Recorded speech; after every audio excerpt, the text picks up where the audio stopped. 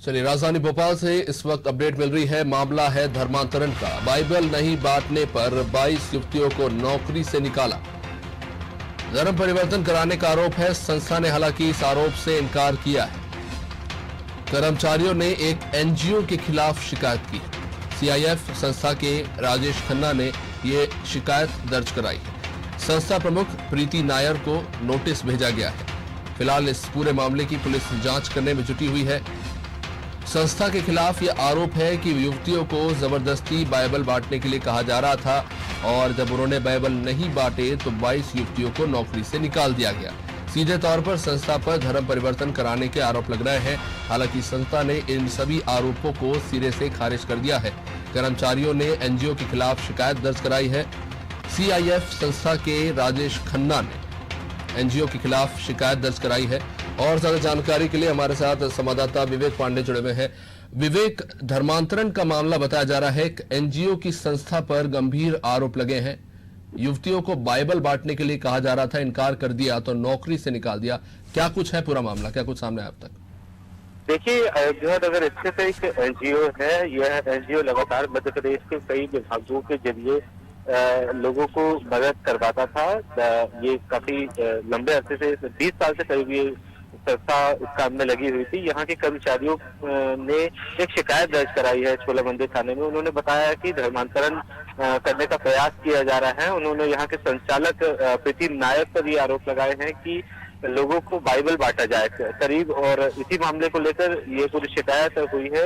और इसके बाद कर्मचारियों ने ये भी बताया कि इस काम करने से मना कर दिया था, जिसके बाद उन्हें निकाल दिया गया। करीब 22 कर्मचारियों को संस्था ने निकाल दिया है। इसी को लेकर राजेश खन्ना ने ये शिकायत कराई है कि धर्मांतरण करने का ये पूरा गिरोह चल रहा था।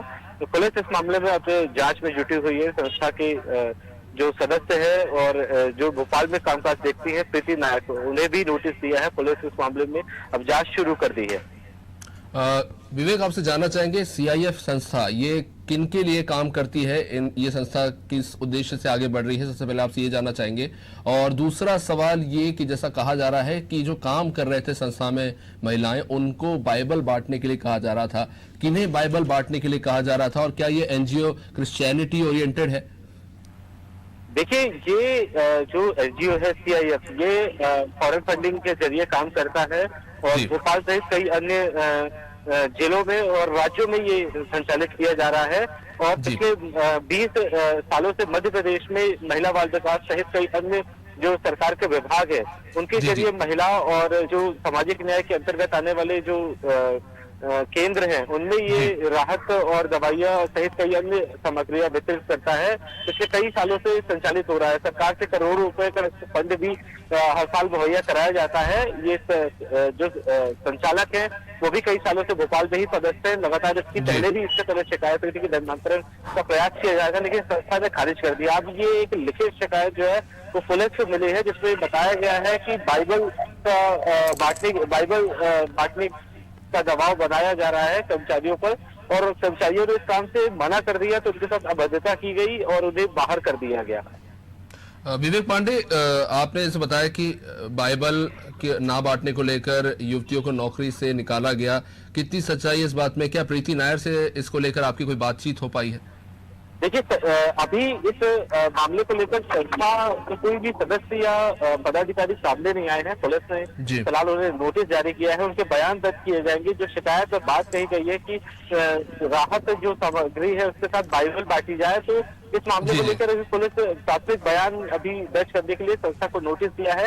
लिहाजा पुलिस बयान लेने के बाद ही स्पष्ट कर पाएगी कि यह धर्मांतरण का मामला है या झूठी शिकायत है। फिलहाल जो लोग बताते हैं, सदस्य जो है वहाँ के, वो दावा करते हैं कि बाइबल बांटने के लिए ये बात कही गई थी, जिसको लेकर विरोध भी काफी हुआ। और जो सदस्य है जो उस संस्था में काम करते हैं, उन्होंने ही शिकायत की है कि राजेश खन्ना की हम लोगों पर काफी दबाव बनाया गया, जिसके बाद संस्था ने कार्रवाई भी की और हमें निकाल दिया गया। बाइबल नहीं बांटने को लेकर की पूरी कार्रवाई जो है वो कर्मचारियों पर की गई है।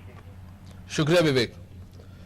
तो अभी ये जांच के बाद ही स्पष्ट हो पाएगा कि जिन कर्मचारियों को संस्था में से निकाला गया है उनके आरोपों में कितना दम है। फिलहाल तो आरोप लगे हैं कि संस्था पर कि बाइबल बांटे जा रहे थे और जब कर्मचारियों ने बाइबल बांटने से मना कर दिया तो उन्हें नौकरी से निकाल दिया।